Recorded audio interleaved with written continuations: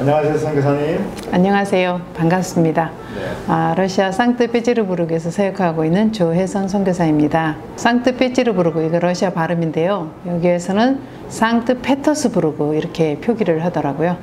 근데 페테스부르크 이렇게 얘기하기보다는 레닌그라드 이렇게 하면 아마 빨리 제 생각이 나실 거라고 생각을 하는데요. 이 도시는 1703년도에 그 페트로 1세 그 대제가 구체적으로 계획해서 만든 도시입니다. 그러니까 섬과 섬을 연결해서 만든 도시이기 때문에 그러니까 섬 위에 떠 있는 그런 도시라고 할 수 있죠. 뭐 다리만 해도 이렇게 우리 한국의 영도 다리처럼 이렇게 들리는 큰 다리가 12개가 되고요. 그 작은 다리만 해도 한 200개가 넘는 그런 도시입니다.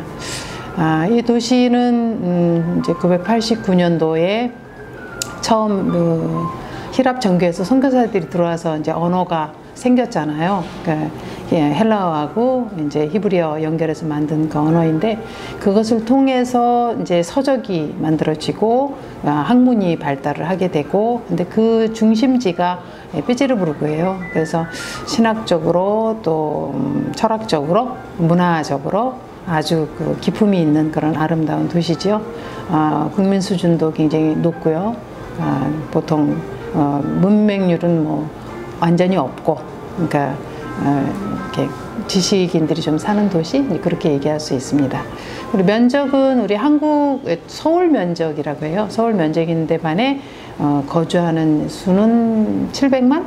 저희는 한 1200만이죠. 그러니까 700만 정도. 그러니까 조금 살기에 좀 넉넉한 그런 도시입니다. 참 아름다운 곳이에요. 누구나 한번 다녀가실 수 있는 도시고 또 바로 옆이 핀란드이기 때문에 핀란드가 180km, 그러니까 한국에서 서울에서 부산, 아니 대전 거리라고 하더라고요. 그래서 오히려 모스크바 가장 가까운 도시인 모스크바하고는 한 750km 그렇게 떨어져 있는데 핀란드가 바로 옆이고 핀란드 옆에 스웨덴, 뭐 에스토니아 이렇게 같이 붙어 있어서 그러니까 유럽의 창이다 이렇게 불리고 있습니다.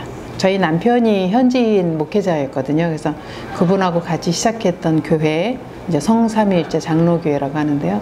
그 교회를 남편이 소천한 후에 계속 이어서 섬기고 있고 또 교육 사역에 좀 헌신하고 있어서 주로 이제 어린이 교육 사역에 힘쓰고 있고 또 현지인 목회자들의 모임이 구심점이 된 그 장로교 노회, 그 현지인 목회자들 돕는 일에 조금 사역하고 있다 이렇게 말씀드릴 수 있습니다.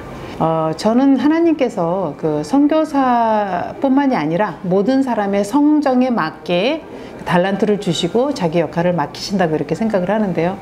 저 같은 경우는 조금 개인적으로 조금 독특한 성정이 있었다고 한다면 어려서부터 그 원리를 찾는데 굉장히 민감했어요. 그래서 뭐 5살, 뭐 4살, 5살 때도 집에 안 들어가고 바깥에 앉아가지고 저는 뭐 바람이 어디서 오나 저 아지랭이는 어디서 피나 이러고 있어서 굉장히 좀 도와주는 사람들이 애를 먹었다고 그러더라고요. 근데 그보다 더 중요한 건 저희 집안이 이제 초대교회 이제 기독교 집안인데 제가 한 15살 정도 됐을 때 제가 이제 깨닫게 된 거죠. 내가 하나님을 아바 아버지라고 못 부르는구나 하는 걸 딱 깨달았어요. 궁극적으로 제가 하나님을 못 믿고 있다를 얘기를 했더니 사람들이 안 믿더라고요. 야, 너처럼 성가대도 잘 쓰고 성경도 잘 읽는 아이가 어떻게 하나님을 안 믿니 이렇게 얘기를 하지만 그 누가 알겠습니까? 결국 제 본인이 그 사실을 알지 않겠습니까? 그래서 제가 이제 하나님한테 선언을 했지요. 저한테는 하나님을 부정하지 않을 수 있을 만한 그런 증거를 주셔야 되겠습니다. 이제 그렇게 선언을 하고 교회를 떠나서 한 13년 정도 그 진리를 좀 찾았습니다. 그래서 그때 뭐 불교도 가보고 카톨릭도 다녀보고 뭐 몰몬교도 가보고 뭐 근데 아무도 사람들이 저한테 답을 안 해주니까 보통 대학을 진리의 상아탑이라고 그러잖아요. 그래서 제가 그럼 마지막으로 정말 이렇게 정말 살아갈 만한 힘이 없었는데 그럼 마지막으로 한번 내가 진리를 한번 찾아본다 그러고 이제 대학을 들어갔어요. 1년 지나고 나니까 답이 없는 거죠. 사실 저한테는 질문이 필요한 게 아니고 사실 답이 필요한데 그분들도 질문은 하는데 답은 못 주잖아요. 그래가지고 정말 그야말로 벼랑 끝에 섰었습니다. 이젠 정말 뭐 밥을 먹다가도 그만 살아야 될 것 같고 뭐 친구들하고 디스코텍 가서 춤을 추다가도 그만 살아야 될 것 같고 좀 그런 그야말로 참 위태한 시기였는데 정말 하나님께서 제가 원하시는 대로 만나 주셨어요. 하나님은 사랑이시다. 하나님은 사랑이시다라는 그 음성으로 딱 저한테 떨어뜨려 주시는데, 그 다음에 이제 제 10년 가운데 이제 사명을 주시는 거죠. 사실 저처럼 그 진리를 만나지 못해서 고민하고 번뇌하는 수많은 젊은이들이 있는데, 제가 만나본 결과 한 13년 동안 돌아다니면서 사람을 만나보니까 정말 많은 사람들이 너무 고통스럽게 살아가고 있더라고요. 근데 그런데 내가 이렇게 가만히 있을 수 없지, 이것을 전해야지 라는 마음을 주시고, 그때부터 바로 저를 선교사로 사용하셨어요. 한국에서 도대체 신학이라는 게 뭘 가리키나 이제 알기 위해서 그 노예신학을 잠시 들어갔었어요. 2년 정도 서울 노예신학을 다녔는데, 근데 제가 대학교 때 러시아 문학이 마음에 들어서 러시아 문학을 러시아어로 읽어버리려고 알파벳을 배운 적이 있었어요. 근데 이제 알파벳 배우러 갔더니 거기 그 단체가 마음에 안 들어서 그냥 조금 하다가 나왔거든요. 그래서 제가 그때 생각하기에 그러면 언어권인가 보다. 일본어가 조금 자유하니까 뭐 일본이 제일 먼저 하고 뭐 나중엔 러시아로 가겠지? 뭐 이렇게 생각을 하고 저는 이제 일본이 제 선교지라고 결정을 하고 이제 그렇게 선교를 했던 거죠. 그때 이제 하나님께서 그 원수님을 통해서 내가 너를 러시아로 보내려고 하는데 네가 왜 일본에 앉아 있으려고 그러느냐 그러면서 러시아로 가라고 그러시더라고요.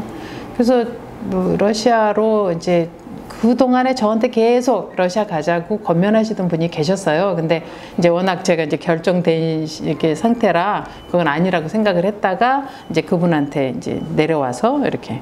근데 하나님의 말씀은 이렇게 받으면 좀 이렇게 증거가 있는 것 같아요. 이렇게 산을 내려오는데 완전히 구름 밟고 내려온 것 같은 거 있죠. 그 삼각산 높은 데서 내려오는데 그런 이렇게 마음이었습니다. 장로님께서 이제 헌금을 해주시면서 다녀오라고. 그래서 91년도에 이제 답사 다녀오고, 그리고 나서 또 총회 선교사가 된 과정도 있어요. 그러니까 제가 뭐 평신도인데 사실 뭐 총회 선교사 될 게 아닌데 어떻게 또 하나님께서 인도를 하시더라고요. 그래서 총회 선교사가 됐고 영락교회 청년부 후원으로 이제 총회 선교사로 이제 파송을 받았죠. 그래서 이제 선교사가 장기 선교사가 되었습니다.